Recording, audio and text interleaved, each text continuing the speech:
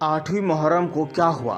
दरअसल एक तरफ जो है वो 22,000 का लश्कर था, तो दूसरी तरफ जो है वो किताबों में कहते हैं कि 72 लोग थे, कहीं कहते हैं कि 95 लोग थे, तो कहीं कहते हैं कि इमाम हुसैन के नेतृत्व में केवल 82 लोग थे, जिनमें महिलाएं थीं, बच्चे थे और अहले बैत के कई ख़ानदान के लोग थे।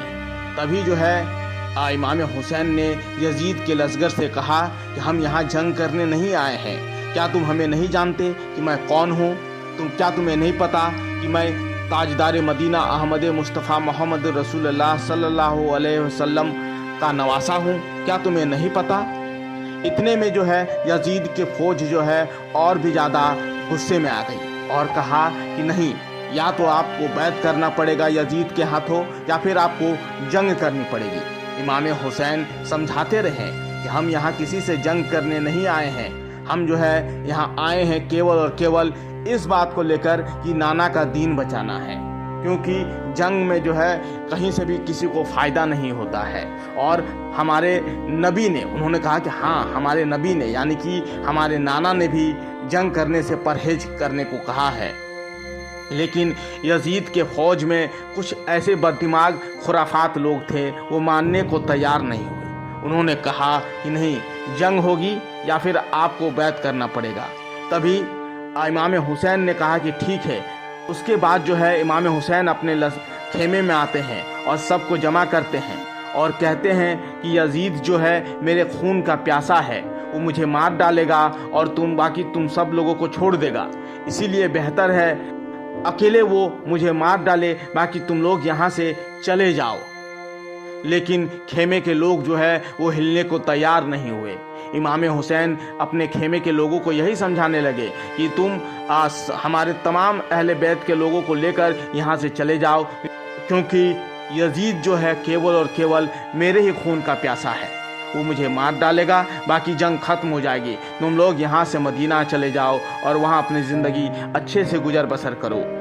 और कहने लगे कि ये अब्बास, दिए को बंद कर दो, ताकि खेमे में अंधेरा कर दो, ताकि अगर कोई पीठ दिखाकर या कोई यहाँ से जाता है तो मैं उनको देख ना पाऊँ, ताकि कल जब रोज़े महशर जब मुझसे हिसाब लिया जाएगा या पूछा जाएगा तो मैं, क्योंकि उन्होंने किसी को जाते हुए नहीं देखा है तो इसमें किसी का दोष भी नहीं होगा, और मैं खुद ही कह रहा हूँ कि तुम यहाँ से चले जाओ।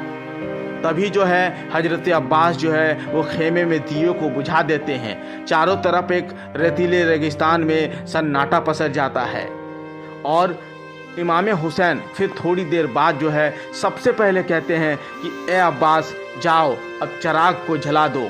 यहाँ पर अब्बास का इसलिए सबसे ज़्यादा नाम लिया गया है क्योंकि इमाम हुसैन को सबसे ज़्यादा हजरत अब्बास पर ही भरोसा था, यकीन था कि अगर कोई है मेरे साथ तो सिर्फ़ और सिर्फ अब्बास ही रहेंगे, भले दुनिया कुछ भी इधर से उधर हो जाए। लेकिन क्या देखते हैं, जैसे ही खेमे में चिराग को जलाया जाता है तो तमाम वो लोग मौके पर ही मौजूद रहते हैं, कोई इधर से उधर हिलता नहीं है।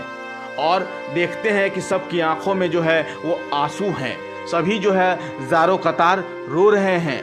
इमाम हुसैन ने कहा कि कोई बात नहीं, आइए एक बार और यजीद के फ़ौज को समझाते हैं, क्योंकि हम यहाँ जंग करने नहीं आए हैं। लेकिन यजीद के फ़ौज ने जो है वो कसम खा ली थी कि वो जो है वो मानेंगे नहीं और हुसैन के तमाम जो है वो खेमों को ख़त्म कर देंगे। बाद जो है इमाम हुसैन दोबारा यजीद फ़ौज को समझाने जाते हैं, लेकिन यजीदी फ़ौज जो है, जो कि 22,000 लश्कर थी, बताया जाता है कि 22,000 फ़ौज। सोचिए, महज इमाम हुसैन के खेमे में 82 लोग, किताबों में आया 95 लोग, कहीं आया है कि महज 100 लोग, और सोचिए उसके अपोजिट में 22,000 का लश्कर। सोच कर ही कैसा होता होगा, आप सोचिए ज़रा।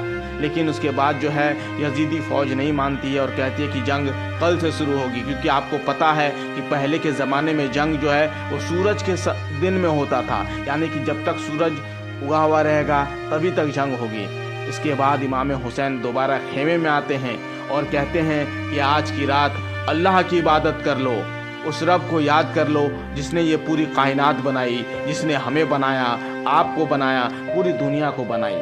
रात भर जो है वो खेमे में इबादत होती है, चारों तरफ से जो है अल्लाह अकबर अल्लाह अकबर अल्लाह अकबर की सदाएं बुलंद होती है, रात भर इबादत होती है और उसके बाद जो है फिर 10वीं मुहर्रम के दिन जो है वो जंग होती है।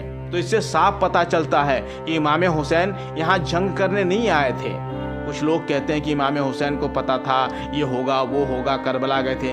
ये तो अल्लाह ने एक इसमें मसलियत रखी है, सबको पता है, वरना इमाम हुसैन अगर दुआ कर देते तो करबला की ज़मीन जो है इतनी खुश्क हो जाती, यानी कि इतनी गीली हो जाती कि उन्हें कभी प्यास नहीं लगती, बारिश हो जाती। अगर अल्लाह से अगर इमाम हुसैन दुआ कर देते तो फरिश्ते साथ आ जाते, लेकिन नहीं, ये तो होना था और इमाम हुसैन कभी जंग करने नहीं गए थे।